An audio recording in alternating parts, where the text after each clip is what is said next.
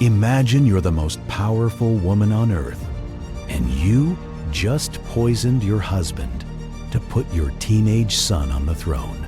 Her name is Agrippina the Younger, sister to the infamous, insane Emperor Caligula, wife to Emperor Claudius, and mother to a boy named Lucius Domitius Ahenobarbus. Rome in the 1st century is a meat grinder. The Julio-Claudian dynasty, the bloodline of Julius Caesar, operates like a mafia family where the only retirement plan is poison or a dagger. Agrippina knows this. She survived her brother's reign of terror. She survived exile, and she is determined that her blood will rule the world. But there's a problem. Nero isn't next in line. Emperor Claudius has a biological son named Britannicus. Agrippina goes to work. She seduces her uncle, Emperor Claudius, convinces him to marry her, and manipulates him into officially adopting Nero. She systematically isolates Britannicus, replacing his tutors and guards with her own loyalists. She brings in the greatest mind in Rome, the Stoic philosopher Seneca, to mold her son's brain. He couldn't care less about ruling. He's a ginger-haired, chubby, artsy kid. He wants to play the lyre. He wants to write poetry. He wants to sing. In 54 AD, Agrippina decides she's tired of waiting. Claudius sits down to a lavish banquet and is served a plate of his favorite dish, mushrooms. Within hours, the Emperor of Rome is choking on his own bodily fluids. Some historians say the poison didn't work fast enough, so Agrippina had a doctor shove a poison feather down his throat under the guise of helping him vomit. Claudius dies. The Praetorian Guard, bribed heavily by Agrippina, marches the 16-year-old Nero out to the camp and hails him as the master of the world. Chapter 2. The Puppet Emperor for the first 5 years, known as the Quinquennius Neronus. The kid is actually incredible. Rome holds its breath, expecting another Caligula. Instead, they get a progressive visionary. Guided by Seneca and the military commander Burrus, Nero bans capital punishment, lowers taxes, and allows slaves to take their masters to court for physical abuse. The empire is stable. The Senate is thrilled. The plebs love him. But the Golden Age is a fragile illusion because Nero isn't ruling Rome. Agrippina is. She listens in on secret Senate meetings from behind a curtain. She puts her face on official Roman coinage, unprecedented for a woman. She even attempts to ascend the dais and sit beside Nero during a diplomatic meeting with Armenian ambassadors. Seneca has to physically intervene, prompting Nero to step down and greet her, narrowly avoiding a massive constitutional crisis. Nero is a teenager, suffocating under a mother who views him not as a son, but as a puppet. He starts pushing back. He takes a mistress, an ex-slave named Act, purely despite his mother's choice of his aristocratic wife, Octavia. Agrippina loses her temper and makes a fatal miscalculation. She threatens Nero, reminding him that Britannicus, the true biological son of Claudius, is coming of age. The implication is clear. I made you emperor. I can unmake you. Nero finally understands the rules of the Roman game. At a royal banquet, 13-year-old Britannicus is handed a lukewarm drink. He asks for water to cool it down. The water is laced with an undetectable, rapid-acting poison. Britannicus drops to the floor, convulsing. While the court panics, Nero casually leans back on his dining couch. "It's just an epileptic seizure," he says, not missing a bite of his food. Britannicus is dead before the dessert is served. Agrippina watches in sheer, cold terror. The boy she built into a weapon has just realized he can pull his own trigger. Chapter 3. The Unthinkable Assassination. The Cold War between mother and son escalates into a death spiral. Agrippina is stripped of her elite bodyguard and kicked out of the imperial palace. But she is still dangerous.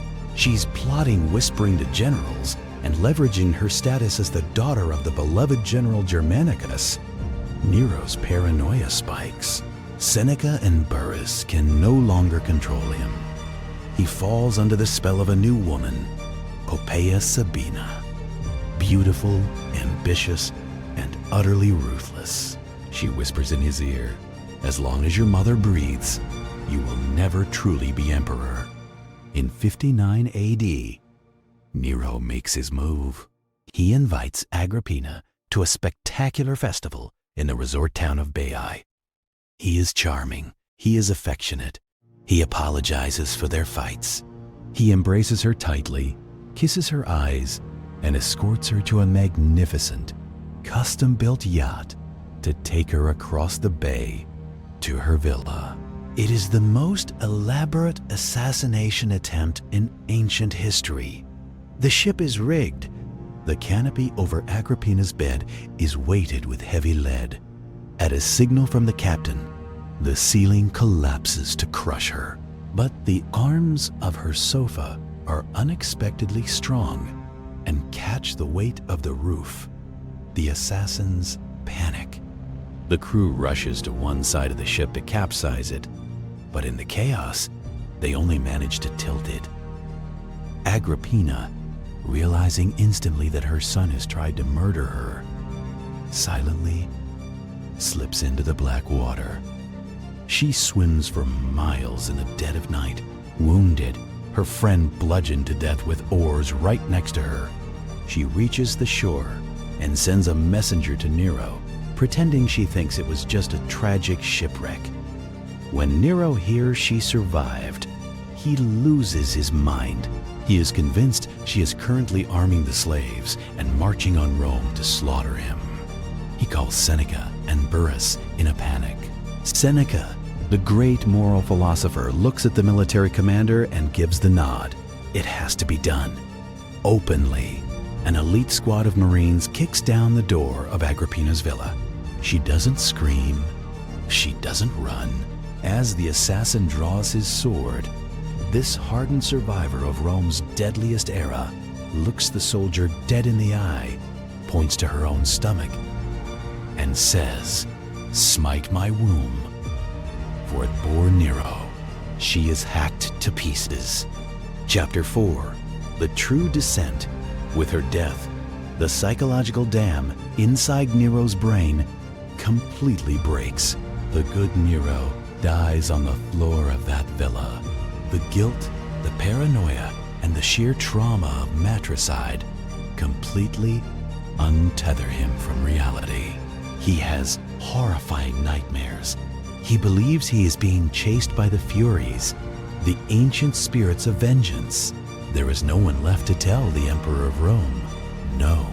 And that is when the true descent into madness begins. With Agrippina dead, Nero goes full tyrant in his personal life. He divorces his wife Octavia, falsely accuses her of adultery, banishes her, and eventually orders her executed. Her severed head is brought back to Rome for his new bride, Poppaea, to inspect. But politically, Nero doesn't want to conquer new lands. He doesn't care about military strategy. He wants to be a star, to the absolute horror of the Roman aristocracy.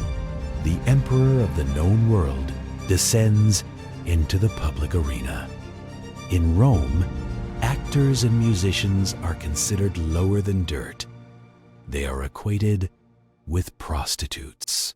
For an emperor to perform on stage is a catastrophic degradation of Roman dignity. It's the modern equivalent of a sitting president starting an OnlyFans.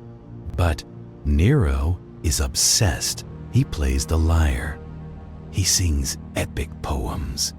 He acts out tragic plays, often taking the roles of blind beggars runaway slaves, or pregnant women. He creates his own Olympic-style games called the Neronia, and here is the secret the history books try to hide. The common people absolutely love it. The Roman mob is exhausted by stuffy elitist senators hoarding wealth. Nero throws lavish public games. He hands out free grain. He showers the crowds with vouchers for birds, gems, and even slaves. To the plebs, he isn't a tyrant. He is their populist champion. He is Elvis with a crown. But this lifestyle is bankrupting the treasury. The Senate despises him. The military is humiliated by him. The tension in Rome is a powder keg. All it needs is a spark. Chapter 5. The City of Ashes, July 18th, 64 AD. The night the world catches fire. It starts in the crowded merchant shops surrounding the Circus Maximus. Fanned by fierce summer winds, the flames hit the dense wooden slums of Rome and explode into a firestorm. For 6 days and 7 nights, the capital of the world is a screaming inferno. Temples that have stood for centuries melt, palaces collapse. Hundreds of thousands of people are trapped in a labyrinth of smoke, crushed by falling buildings or suffocated in the narrow streets. Of Rome's 14 districts, only 4 remain untouched. And where is Nero? The myth says he stood on his balcony in his stage costume, playing the fiddle and singing the Sack of Troy while watching the city burn. It's completely false. The fiddle won't be invented for another 1,000 years. In reality, Nero is 30 miles away at his seaside villa in Antium. When the messenger arrives, he rides through the night back to the capital. He actually acts like a hero. He personally pays for relief efforts out of his own pocket. He opens his private imperial gardens to house the hundreds of thousands of homeless refugees. And he sets a cap on the price of grain to prevent mass starvation. But then, he makes the most catastrophic PR mistake in human history. Before the ashes are even cold, before the bodies are cleared, Nero requisitions 200 acres of the charred city center, not to build housing for the poor, but to build a mega mansion for himself. The Domus Aurea, the Golden House. It is a mind-boggling pleasure palace. It features an artificial lake, dining rooms with rotating ceilings that drop flower petals and spray perfume onto his guests, and a 120-foot bronze statue of himself standing naked as the sun god. The people connect the dots. The rumor spreads like wildfire. He burned our homes to build his palace. Nero realizes he is losing the mob. His populist shield is breaking. He needs a scapegoat. He needs someone to blame, and he needs them now. He finds a small, secretive, underground cult from Judea. The Romans already think they're weird. They refuse to worship the emperor. They talk about eating the flesh and drinking the blood of their god, which Romans misinterpret as literal cannibalism. They are called Christians. What follows is a descent into pure, sadistic nightmare. Nero doesn't just arrest them for arson. He turns their executions into a blockbuster theatrical event. He has Christians sewn into the skins of wild beasts and thrown into the arena to be ripped apart by starving dogs. And in his most infamous chilling act, he has them tied to stakes in his gardens, covered in pitch and oil, and set completely on fire to serve as human street lamps for his evening chariot rides. This isn't justice, it's performative cruelty. It is the moment Nero crosses the final line from an eccentric, traumatized ruler into a full-blown, irredeemable monster. Chapter 6. The Final Curtain. The final 4 years of Nero's life are a fever dream of paranoia, blood, and delusion. The Senate finally acts. A massive assassination plot is uncovered. led by the nobleman Piso.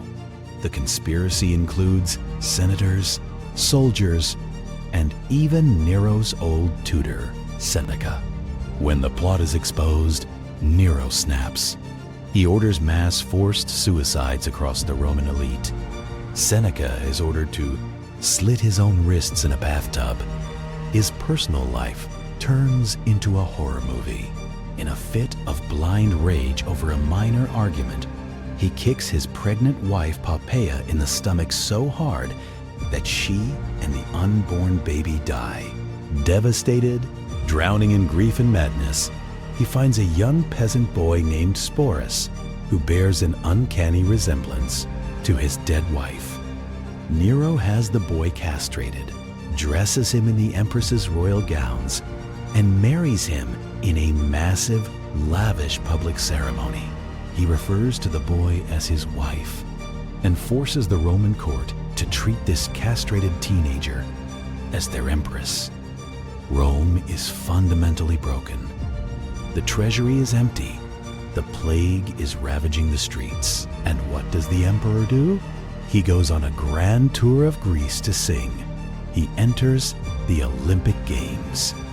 He competes in a 10-horse chariot race, loses control, falls completely out of the chariot, nearly dies, and doesn't even finish the race. The judges hand him the gold medal anyway, out of sheer terror.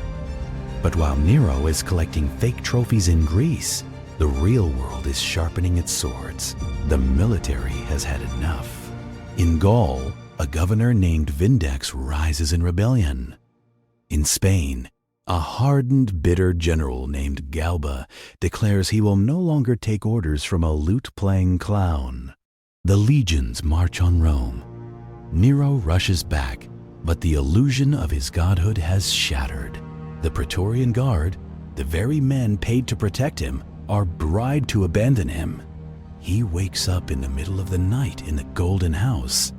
It's dead silent. He calls for his guards. No answer. He runs frantically down the marble halls, banging on the doors of his friends. Empty. He searches for a gladiator to just kill him. Quickly. Nothing. The Senate officially declares Emperor Nero an enemy of the state.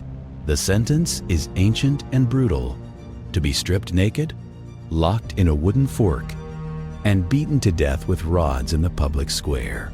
Terrified, weeping, and clutching only 4 loyal servants, including the castrated boy Sporus, the ruler of the known world flees barefoot in a disguise to a muddy, remote villa outside the city. He forces his servants to dig his grave in the dirt while he watches. He hears the hooves of the cavalry coming down the road to arrest him. He knows he has to die, but his hands are shaking too violently. He begs one of his servants to kill themselves first, to show him how to do it. They refuse. The horses arrive. The soldiers begin breaking down the wooden door. With his final ounce of willpower, Nero places a dagger to his throat. A servant helps him drive it in. As he bleeds out on the dirt floor, choking on his own blood, his final words are not a prayer to the gods, nor an apology to the millions he made suffer. His final words are the ultimate delusion of a theater kid who burned down his own stage. Qualis artifex perio. What an artist dies in me. He was 30 years old.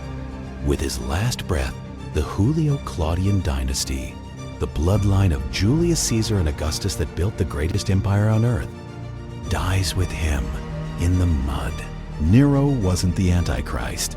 He was worse. He was a deeply damaged, terrified boy who was handed absolute, unchecked power before his brain had even developed. He was manipulated by assassins, traumatized by his mother, and completely insulated from consequence. He treated the entire world as his personal theater. And when the audience finally stopped clapping, he made sure the theater burned down with it, burned down with it, burned down with it, burned down with it, burned down with it, burned down with it, burned down with it, burned down with it. burned down